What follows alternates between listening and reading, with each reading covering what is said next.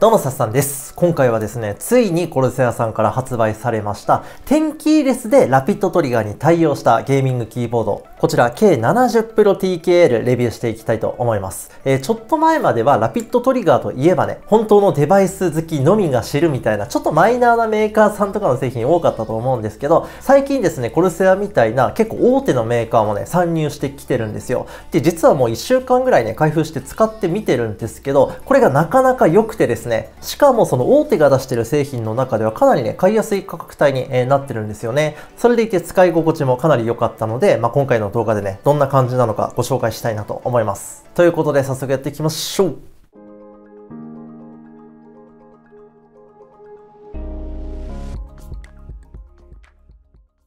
はい。というわけで早速やっていきたいんですが、こちらコルセア K70 Pro TKL。現在 Amazon で約28,000円ぐらいで販売されているんですが、実はね、11月後半から開催される予定の Amazon ブラックフライデーでこれ結構安くなるみたいなんですね。今ね、この動画撮影してるのは11月5日なので、実際にどのぐらい安くなるのかっていうのはわからないんですけど、ちょっと待てるっていう方はですね、ブラックフライデー狙ってみるのがいいんじゃないかなと思います。そして本体カラーについては、今回メーカーさんからブラックご提供いただいたんですが、ホワイトも選択可能なんですよ。そっちもね、かなり爽やかで可愛いカラーになっているので、白デバイス好きとか、統一してるっていう方はですね、ホワイトを狙ってみるのもいいんじゃないかなと思います。はい、次に内容物なんですが、まずはキーボード本体、そして着脱式のパームレスト。これ表面がね、なんかシリコンっぽいような素材になっていて、ふかふかしているので、長時間ね、なんか作業とかゲームしたいっていう方はですね、これ使うとね、結構いいんじゃないかなと思います。そこそこ厚みもあるので、パームレストなしだと奥まで手が届きにくいっていう方もね、結構便利になりそうですね。着脱はマグネットなので、近づけるだけでね、こうやってパチッとくっつけたりとか、いらない時は簡単に取り外してね、片付けることも可能です。で、こちらが接続用のケーブルですね。僕はね、他のケーブル使っていたんですけど、これもね、結構柔らかくて、使いやすそうな感じなんですよ。素材はシリコン製で、伸ばすとね、こんな感じですね。どうでしょうか。一応ね、型は、つきやすくはあるんですけど、なんかそこそこね、柔らかくて扱いやすいかなっていう感じ。長さはだいたい 1.8 メートルぐらいでした。接続端子はキーボード側が Type-C、PC 側が Type-A となっております。はい、じゃあ本体ね、詳しく見ていきましょう。さっきも言った通り、本体から今回はブラックで、配列は日本語配列となってます。英語配列は多分ね、日本だと販売されてないんじゃないかなと思いますね。日本語配列ではあるんですけど、各キーにカナとかはついてないので、結構ね、見た目はこう、スタイリッシュで、かっこいいような感じにね、なってるかなと思いますね。で、採用されているキーキャップについては、これダブルショット ABS となってます。ダブルショットなので、このキーキャップの文字、これはプリントではないんですね。この黒い部分と半透明の部分は、2層になってるみたいな、イメージです。なので、どれだけ使い込んで擦れたとしても、基本的にこの文字がね、消えてなくなるとか、そういった心配は、しなくても大丈夫です。ただし、この素材 ABS 素材なんですよ。ちょっと触り心地としてはペタッとした感じで、PBT に比べると耐久性がちょっと劣るっていうのと、長期間使うとだんだんテカってきたりするんですね。このキーボードはね、今1週間ぐらい使っただけだと、そんな感じはないんですけど、もしかしたらね、このキーボードも、長期間使ううちにね、テカリとか出てくるかもしれないなとは思ってます。ちなみにちょっと細かいんですけど、他の海外メーカーが出してるこういう日本語配列のキーボードって同じくキーキャップダブルショット採用しているとしても、一部の記号のキーキャップがね、プリントだったりするんですよ。それがね、ちょっと個人的に気になるなと思っていたんですが、この K70 Pro TKL に関しては、記号のキーもね、すべてダブルショットになってるので、統一感高くていいなと思いましたね。はい、次がケースの素材なんですけど、このトップのパネル、ここはね、アルミ製になってますね。ヘアライン加工のされたアルミ製。で、矢印キーのすぐ上にはコルセアのロゴが入ってますね。これもアクセントになっててね、結構かっこいいなと思います。ケースの横とか底面は樹脂素材になっていて、この辺でね、コストカットしてるのかもしれないですね。ただ見た感じね、安っぽいとか、そういった感じはね、特に感じないですね。普通にかっこいいキーボードだなっていう感じ。で、右上のところにはボタン2つとダイヤルが搭載されていて、これは専用ソフト解説するときに機能もね、合わせて紹介したいなと思います。で、接続端子は PC の左奥についてますね。はい、そして底面、こんな感じですね。中央にコルセアのロゴがあるっていうのと、四隅に滑り止め配置されてます。で、この奥2つはね、スタンド式になってるので、こうやってね、高さを出して、使うことが可能になってます。はい、次に採用しているキースイッチについて、冒頭でも言った通り、このキーボード、ラピッドトリガー対応しているんですけども、このキースイッチはコルセア独自の磁気ホールセンサー式スイッチ、MGX ハイパードライブっていうのを搭載してます。この軸の色は水色っぽい感じで、カメラ映像でどのぐらい伝わるかわかんないんですが、手前にちっちゃくね、コルセアロゴが入っていて、これもね、結構可愛いなと思いますね。で、一応言っておくと、その MGX ハイパードライブっていうキースイッチは、この範囲にしかね、ついてないんですよ。この右側とか、一番奥、エスケープから F1、F12 までのキーっていうのは、ラピッドトリガー非対応のね、こういうなんかピンクっぽいキースイッチになってるので、そこはね、ご注意ください。あんまりこの辺のキースイッチ、ラピッドトリガー対応してなくて困るっていう方いないと思うんですけど、一応ね、覚えておいてください。で、このキーボードで実際にタイピングもしてみたんですが、カチカチっていう高めの音が結構心地いいなと思いますね。ちょっと聞いていただきたいと思います。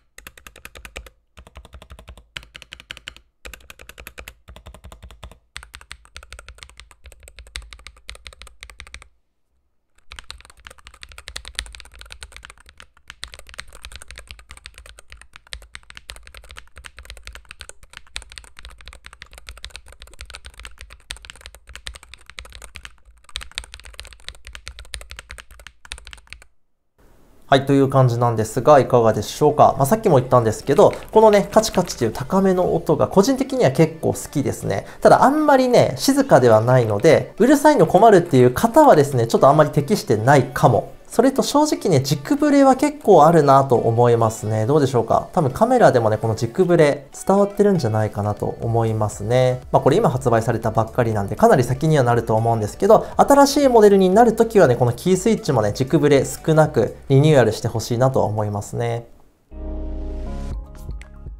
はい、じゃあここからコルセアデバイスの専用ソフト iQ でこのキーボードをどういう風に設定するのかね、ちょっと解説したいなと思います。一応言っておくと、今僕の PC にインストールしているのはベータ版なんですよね。なので皆さんがこのキーボードを買って設定するときに、もしかしたら違う箇所あるかもしれないんですけど、大体ね、同じような感じで使えるんじゃないかなと思います。じゃあ早速やっていきたいんですが、今回はね、このキーボードの設定なので、このね、キーボードの画像をクリックします。はい、するとこういった画面に変わりました。で、今ね、左側にこういう黄色い四角がありますよね。これ、プロファイルの、切り替えなんですよ。このちっちゃくね、家みたいなマークがついてるのが、デフォルトのプロファイルです。この下にね、僕が自分で追加したプロファイルっていうのもあるんですよ。これ、ゲーム用と、それ以外の作業とか仕事をするときに、使うプロファイルで分けておくとめちゃくちゃ便利です。なぜかというと、ゲームをプレイするときはアクチュエーションポイント浅めで、なおかつラピッドトリガー有効で使いたいと思うんですが、通常のね、タイピングとかの作業で高感度にしておくと、それが原因でミスタイプしてしまったりするんですね。でも、プロファイルを分けておくことで、そういったミスを防ぐことができるし、しかもですね、このプロファイルはあらかじめ設定しておくことで、勝手にね、切り替わるようにもできるんですよ。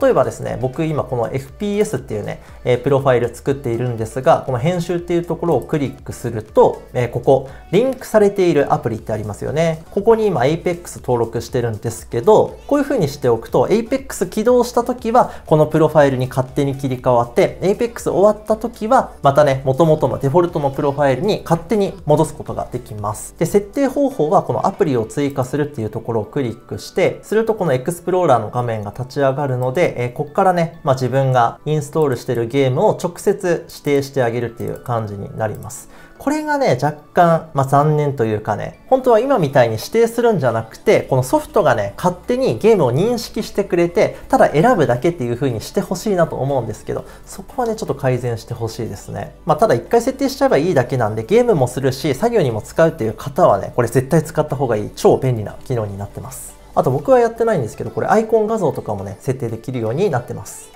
じゃあせっかくなんで全く新しいプロファイルを作ってね、ちょっと設定していきましょう。これがね、プロファイル3っていうやつですね。じゃあ一番上、照明効果から見ていきましょう。今ね、何も設定されてないので、バックライトオフになってるんですが、このプラスボタンクリックして、するとですね、このウォーターエフェクトとか、水彩スペクトル、カラーパルス、こんな感じでね、自分の好きな色をね、簡単に設定することできますし、しかもこれちょっと珍しいんですけど、レイヤーをね、足して光り方混ぜることできるんですよ。もう一個ね、プラスを押して、例えば、これにレイン追加します。はい、こんな感じ。するとカラーシフトの上に、レインが混ざってるっていう状態になりました。ちょっと分かりにくいかもしれないんですけど、色とかもね、今ランダムカラーなんですが、もっと細かくいじったりとか、あとは全てのキーだけじゃなくて、部分指定してね、どのキーはどの光り方とか、細かく設定してあげるということが可能になってます。ちょっと光り方今うるさいんで、1個消しますね。カラーシフトだけにしてやっていきます。で、2つ目がキー割り当て、見ていきましょう。これもね、今何も設定されてないので、全てデフォルトになってます。で、このデフォルトの状態で右上の動作どうなってるのかというと、まずこの一番右のダイヤルはね、この画面じゃないんですよ、設定する箇所が。ちょっと一回飛ばします。で、真ん中についてはね、これデフォルトだとポーズっていうキーになってるんですね。これもちろんそのままね、ポーズで使ってもいいんですけど、例えば便利な使い方として、アプリケーションのショートカットで、起動するアプリケーションを選択。で、ここでですね、コルセアの IQ、これを設定してあげることで、このボタンを押した時に、この IQ をね、すぐに起動するみたいな、そういったショートカットとして使うっていうことも可能になってます。今まだ設定できてないですね。このボタンをクリックすると、これで設定できたかな？一回ソフト最小化してボタンを押すと、はい、こういう風に立ち上がるようにできましたね。で、また他のキーの設定変えたいっていう場合は、直接ね、キーをクリックするんじゃなくて、一回また左下のプラスボタンを押して、ここで何を割り当てるのか、例えばキーボードのキー、コントロールをここに割り当てたいってなったら、ここをクリックすると、これでね、コントロールキーとして無変換使えるようになったと思います。こんな感じ。はい、3つ目、キーの動作見ていきましょう。ここでね、アクチュエーションポイントの設定とか、ラピッドトリガーの設定を行うことができます。デフォルトだとこの設定変更に対応しているキー、すべてアクチュエーションポイント 2mm となってます。このアクチュエーションポイント 2mm っていうことは、キー入力、上から 2mm 押し込んだ時点で、そのキーが入力されたっていう風に判定されるっていう意味です。で、ゲームで使う場合はね、もっと反応早い方がいいと思うんですよ。で、その時に全部一括でね、アクチュエーションポイントを浅くしてもいいんですが、これ一番浅い位置で 0.1mm まで設定することができますし、深い位置で言うと、4mm に設定することができます。ただ全部ね、アクチュエーションポイント 0.1 にしちゃうと、意図せずね、他のキー触った時に反応しちゃったりするんですね。なので、とりあえず一括で設定するのはそのまま 2mm とか、1.5 とかにしておくのがいいんじゃないかなと思います。で、反応を早くしたいキーだけこのプラスを押してアクチュエーションプリセットで 0.1 っていう風に設定した上でこの ASD とかこれ複数選択はコントロールを押しながらですね、こうやって ASD 設定したりとか、僕の場合は C とスペースもね 0.1 にして使ったりしてますし、でラピッドトリガー使いたい場合は、ここのスイッチもオンにします。ラピッドトリガーの感度については一番高感度が 0.1mm で感度を落とすと 1mm で使うことも可能になってます。僕はね、実際使うときこんな感じで、あとはラピッドトリガーの再入力感度と、リリース感度、これもね、分けて設定することできるんですよ。基本的には一緒でいいんじゃないかなと思うんですけど、必要な方はね、このスイッチオンにするといいと思います。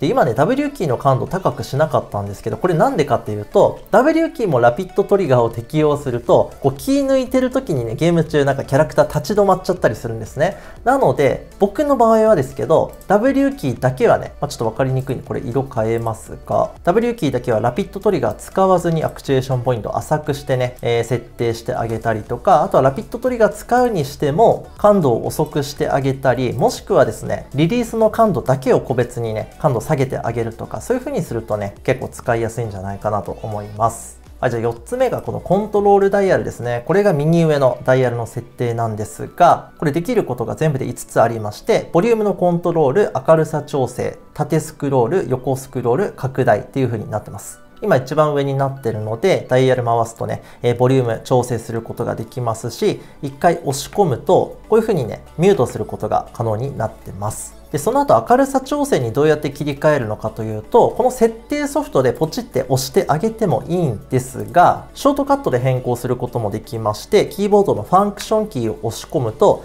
F12 がね、今白になりましたよね。白がボリュームコントロールっていう意味です。これ1回押すと赤に変わりました。これが明るさ調整。で、もう1回押すと、縦スクロールの、緑になってますね。もう一回やってもね、横スクロールとか拡大にはなりません。その機能を使いたいのであれば、このスイッチオンとか、オフにしてあげてください。で、最後がパフォーマンスですね。これはゲームモードを有効にした時にどのキーがロックされるかっていう設定になってます。今は Windows キーだけなんですけど、その他 Shift タブとか Alt F4、Alt タブも無効にすることができまして、で、そのゲームモードの設定については、この歯車クリックすると、こういう風に出てきます。で、この画面では USB 接続のポーリングレートをまず設定することができるんですよ。このキーボードなんと最大ポーリングレート 8000Hz で使うことできます。PC のスペックによってはね、ちょっと CPU の使用率上がってしまう可能性あるので、低スペックな PC の方はね、ちょっとその辺の使用率見ながらやってみた方がいいかなと思うんですけど、基本的には 8000Hz で、使うのがね、一番パフォーマンスいい状態なので、これがおすすめですね。で、下に行くとゲームモード時の動作設定することができます。僕は通常時とゲームモード時どっちもね 8000Hz にしてるので、このポーリングレートはあんまり関係なくて、あとはバックライトの明るさとか、Windows キーの、ロック有効化と、ラピッドトリガーの設定もありますね。僕はさっきキー動作のところでラピッドトリガーも個別に設定してしまったので、これはオンにしなくていいと思っていて使ってないというか、そもそもね、僕ゲームモード、このキーボードで全然使ってないんですけど、ゲームモードでこのラピッドトリガー有効にした場合はですね、設定変更に対応した全てのキーの感度がマックスでラピッドトリガーも有効化されるそうなんですよ。さっきも言ったんですけど、キーの感度高い時って結構誤爆しちゃうので、これは無効でできれば個別に設定してあげる方が使いやすいんじゃないかなと思いますね。で、その下3つ、静的カラー矯正、アニメート、表示ってやつなんですけど、これはね、ゲームモードを有効にした時の、動作というか、光り方ですね。一回押してみますね。はい。押すと一回赤になって、その後に紫一色になりました。今の一瞬赤になったのは、この表示っていうところを赤にしてるからですね。それとアニメートオンになってるので、一回ゲームモードを押した時に、こういう風にさーって広がるようなね、アニメーションがオンになるんですよ。これオフにしてると、そういう風にならないです。こんな感じ。あと、静的カラー矯正。これゲームモード有効にしてる時の色。一色になっちゃうんですが、この色はね、変更することも可能です。iQ での設定方法、こんな感じですね。このレイヤーシステムが、ちょっと慣れるまでね、分かりにくく感じる方もいると思うんですが、一回慣れちゃえばね、問題ないかなと思いますし、あとね、このプロファイルの自動切り替え対応してるっていうのがめちゃくちゃ便利なんですよ。これもさっき言った通り、自動的にこうゲーム、検出する機能がついたらもっと便利になるかなと思うんですが、一回ね、設定しちゃえばいいだけなんで、ぜひね、使ってみてください。ちなみに iQ からオンオフっていうのはできないんですけど、最近話題の SOCD にも対応してます。コルセアはフラッシュタップっていう名称をつけていて、どういった機能かというと、こういった FPS とか、PC ゲームにおいてね、A キーを長押ししたら左側に移動しますよね。で、その時に後から D キーも長押しすると、その場に停止してしまうんですよ。逆に D キーで右に移動している時に A キーを後から長押しするとその場に停止します。これがフラッシュタップ有効でどうなるのかというと、 A キーで左に移動中に D キーも長押しすると D キーが優先されるんですよ。逆に D キーで右に移動中に A キー後から押し込むと A キーが優先されます。この A と D において後から入力した方が優先されるっていうことですね。こういう Apex みたいに左右に動きながら敵と戦うっていうテクニック重要視されているゲームでは、この機能が役に立つんですよ。どうして役に立つのかというと、このフラッシュタップオフの状態で A と D の切り返し、こういう風にね、うまくできない場合は一瞬キャラクターが停止したりとか、停止しないまでもね、ちょっと遅くなっちゃったりするんですよ。それがフラッシュタップを使うことによって、もうそういったね、遅延っていうのが一切なくなるっていうことですね。注意点としては、この SOCD 機能自体を禁止しているゲームタイトルもあるんですよ。CSGO2 なんかでは明確にバン対象っていう風に公式が発表しているので、使わないようにね、気をつけてください。はい、ということで今回はコルセア K70 Pro TKL についてでございました。1週間ぐらいね、実際にゲームで使ってみたんですけど、普通に良かったですね。このキースイッチの軸ブレだけね、正直もうちょっと頑張って欲しかったなとは思うんですが、それ以外の部分ね、特に気になることもあんまりなかったですね。パフォーマンス申し分ないですし、見た目可愛いし、空張り選べるし、Amazon でだいたい28,000円って大手が出してるキーボードとしては、決して高くないと思うんですよ。しかも付属品として最初からパームレストもついてるし、ブラックフライデーでどのぐらいの価格帯になるのかはちょっとまだわかんないんですけど、欲しい方はね、ぜひ狙ってみてください。概要欄にね、リンクも載せておきます。ということで今回以上でございます。次回の動画でまたお会いいたしましょう。バイバイ。